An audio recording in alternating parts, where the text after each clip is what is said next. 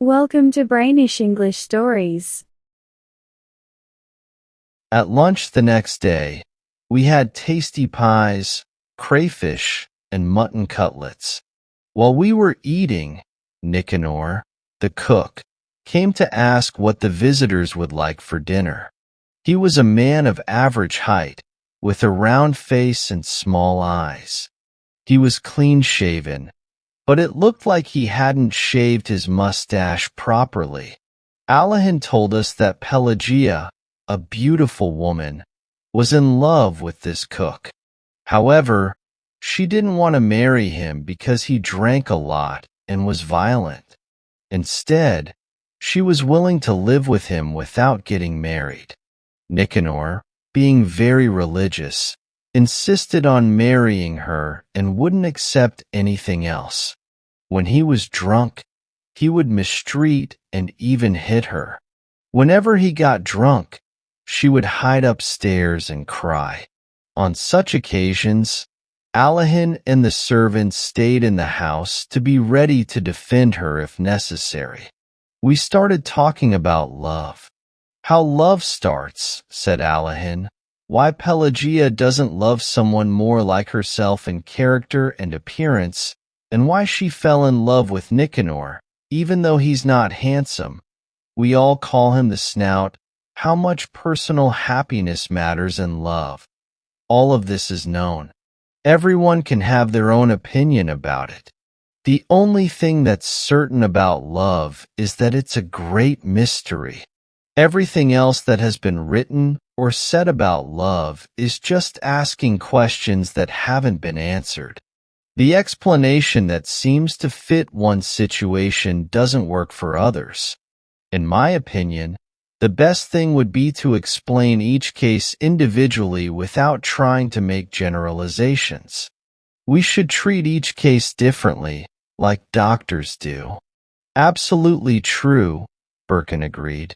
We Russians who are educated like these unanswered questions. Love is often romanticized, with roses and nightingales. We Russians add these big questions to our loves, even the least interesting ones. When I was a student in Moscow, I had a friend who was very practical. Every time I hugged her, she was thinking about things like how much money I would give her for household expenses or the price of beef per pound. Similarly, when we're in love, we always ask ourselves questions. Is it right or wrong? Is it sensible or foolish? What will happen because of this love, and so on? I don't know if love is a good thing or not, but I do know it can be bothersome, unsatisfying, and irritating. It seemed like Alahan wanted to tell a story. People who spend a lot of time alone often have something they want to talk about. In town, single people go to public baths and restaurants to talk, and sometimes they tell interesting things to bath attendants and waiters. In the countryside, they usually share their thoughts with their guests. Looking out the window, we could see gray skies and trees soaked by the rain. With such weather, we couldn't go anywhere, so we just told stories and listened. I've been living and farming in Sofino for a long time, Alahan started, ever since I finished college. I'm educated but not very active, and I like studying. But when I arrived here, there was a lot of debt on the land. My dad went into debt because he spent a lot on my education. So, I decided to stay and work until I paid off the debt. I wasn't very excited about it, though. The land here doesn't produce much, and to avoid losing money, you have to either hire workers or do the work yourself, like a peasant. There's no middle ground. But back then, I didn't think about these things much.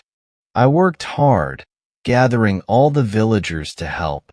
I plowed, sowed, and harvested, but I didn't enjoy it. I was tired and unhappy, like a hungry cat forced to eat cucumbers in the garden. My body hurt, and I could barely stay awake. At first, I tried to keep up my old habits. I stayed in the best rooms upstairs and had coffee and liquor served to me. I even tried to read before bed. But one day, our priest drank all my liquor, and I couldn't even get to my bed because I was so tired from working all day. So, I started eating with the servants in the kitchen, and now I live downstairs. I lost all my luxuries, except for the servants who used to work for my dad, and it would be hard to let them go. In the early years, I was chosen as a justice of the peace. I had to go to town for meetings and court sessions, which was a nice change for me. After spending months here without a break, especially in the winter, I started wanting to dress nicely again. At the court sessions, there were lawyers in fancy coats, and it felt luxurious to sit among them. I was warmly welcomed in town and made friends easily. But the most pleasant acquaintance I made was with Laganovich, the vice president of the circuit court. You both know him. He's a very charming person. It all started after a big case of arson. We were all tired after the investigation, and Laganovich invited me to dinner. This was unexpected because I hardly knew Laganovich, only from work, and I had never been to his house. I quickly changed at my hotel and went to dinner. That's when I met Anna Alexeyevna, Laganovich's wife. She was very young, about 22, and had a baby just 6 months ago. Now, it's hard to say what was so special about her, but at dinner, it was clear. She was a beautiful, kind, and smart woman, unlike anyone I had met before. I felt as if I had known her for a long time, like her face and her warm, intelligent eyes were familiar from my childhood, maybe from a photo album at home. At the time, for Jewish men were accused of being arsonists and were seen as robbers, which I thought was unfair. During dinner, I was nervous and probably said some strange things. Anna Alexeyevna kept asking her husband, "Dmitri, how is this?" Laganovich is a kind man who believes that if someone is charged in court, they must be guilty. He thinks you can only question a sentence formally, on paper, not during dinner conversations. "We didn't set the fire," he said quietly, "so we are not condemned or in prison." Both he and his wife encouraged me to eat and drink a lot. From little things, like how they made coffee together and understood each other without words, I could tell they were happy and enjoyed having a guest. After dinner, they played a duet on the piano. Then it got dark, and I went home. This was in early spring. That summer, I stayed at Safino without going to town, but I kept thinking of the graceful, fair-haired woman. Her memory stayed with me like a light shadow on my heart. In late autumn, there was a charity play in town.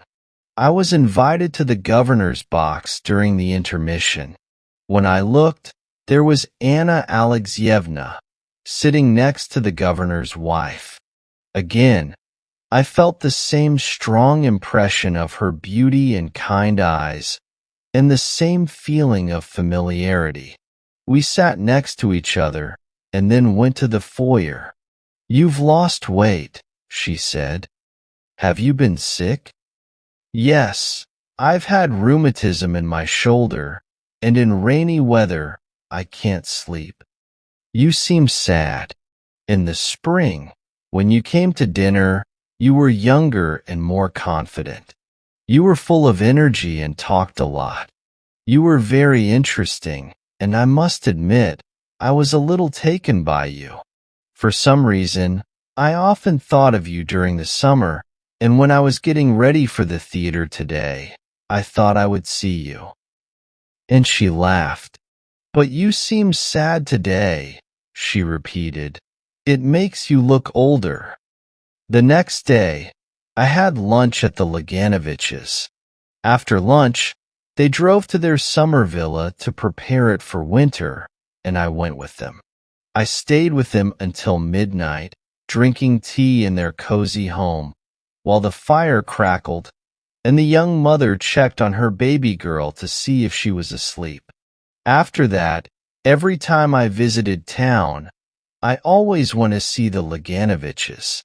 We became accustomed to each other. Usually, I would arrive unannounced, as if I were part of the family. "Who's there?" I would hear from a distant room in that lovely, drawn-out voice. "It's Pavel Konstantinovich," the maid or nurse would answer. Anna Alexeyevna would come out to greet me with a worried look and ask every time, "Why have you been away for so long? Has something happened?" Her eyes, her delicate hand when she shook mine, her indoor clothes, her hairstyle, her voice, her footsteps, they always left me feeling like something new and extraordinary had entered my life. We talked for hours or sat in silence, lost in our own thoughts. Sometimes she played the piano for hours. If nobody was home, I would wait, chat with the nurse, play with the child, or lie on the sofa and read. When Anna Alexeyevna returned, I would meet her in the hallway, take her parcels, and for some reason, I carried them with as much care and love as a boy. There's a saying that if a peasant woman has no troubles, she'll buy a... The Laganoviches had no troubles, so they befriended me. If I didn't come to town, they worried that I was ill or that something had happened to me. They were concerned that I, an educated man who knew languages, lived in the country, working hard without much to show for it. They thought I was unhappy and that I laughed and talked just to hide my suffering. Even in happy moments, I felt their eyes watching me closely. They were especially kind when I was truly down, when creditors bothered me or when I couldn't pay my bills. They would whisper by the window and then come to me with serious faces. "If you need money," Laganovich would say, "please don't hesitate to borrow from us." He would blush with emotion. Sometimes they would come to me with red ears. "We insist you accept this gift," they would say. And they would give me studs, a cigar case, or a lamp, while I sent them game, butter, and flowers from the countryside. They were both wealthy, by the way. In the past, I borrowed money wherever I could, but I would never borrow from the Laganoviches. But enough about that. I was unhappy. At home, in the fields, even in the barn, I couldn't stop thinking about her. I tried to understand why a beautiful, smart young woman would marry someone so dull. Almost an old man, her husband was over 40, and have children with him. I tried to understand this dull, good-hearted man who spoke with tiresome common sense, who looked bored and out of place at parties, as if he were there to be sold, yet still believed he had a right to be happy, to have children with her. I kept wondering why she met him first and not me, and why such a big mistake had to happen in our lives. Every time I went to town, I could see in her eyes that she was expecting me. She would admit herself that she had a strange feeling all day and guessed I would come. We talked a lot. Sometimes we were silent, but we never confessed our love to each other. We were scared of anything that might reveal our secret. I loved her deeply, but I kept asking myself where our love would lead if we didn't have the strength to fight it. It seemed unbelievable that my gentle, sad love could disrupt her husband's, her children's, and the household's lives where I was loved and trusted. Would it be right? She would leave with me. But then what? Where would we go? It would be different if I had an exciting life, like fighting for my country's freedom or being a famous scientist, artist, or painter. But my life was ordinary, just like hers. How long would our happiness last? What if I got sick or died? What if we grew apart? She seemed to think the same way. She thought about her husband, her children, and her mother, who loved her husband like a son.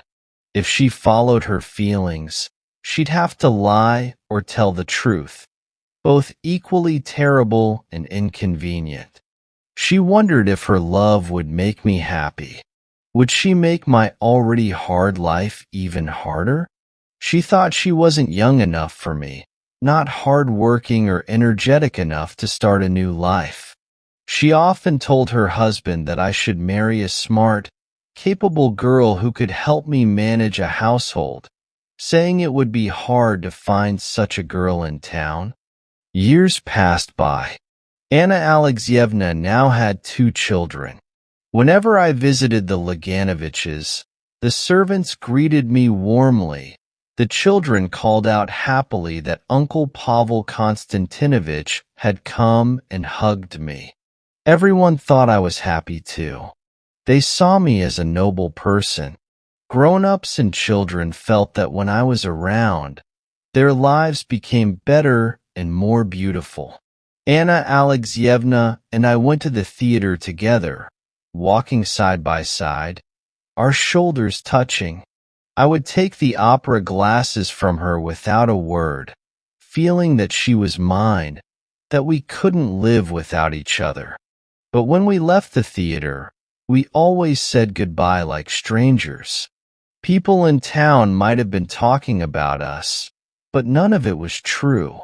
In the later years, Anna Alexeyevna often visited her mother or sister. She began to feel unhappy and unsatisfied with her life.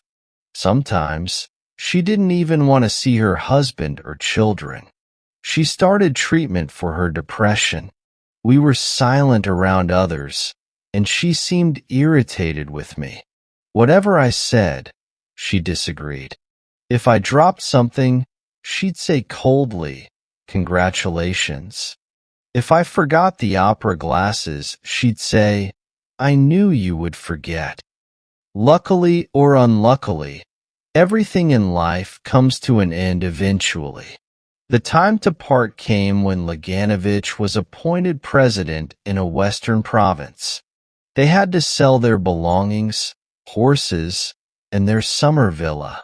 When they left the villa, everyone was sad, and I realized I had to say goodbye not only to the villa. We gathered to see Anna Alexeyevna off.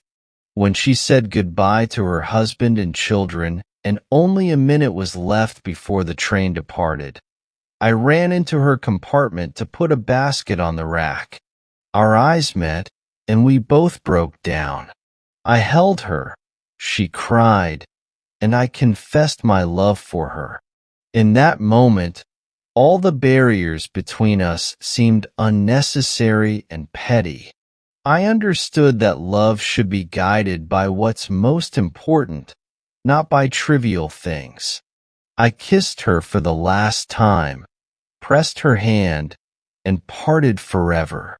As the train started, I went to the empty compartment next door and cried until the next station. Then I walked home to Sofino. As Alahin finished his story, the rain stopped and the sun came out. Birkin and Ivan Ivanovich went out onto the balcony, admiring the garden and the shining mill pond. They felt sorry that a man with such kind, clever eyes was stuck managing a huge estate instead of pursuing something more fulfilling.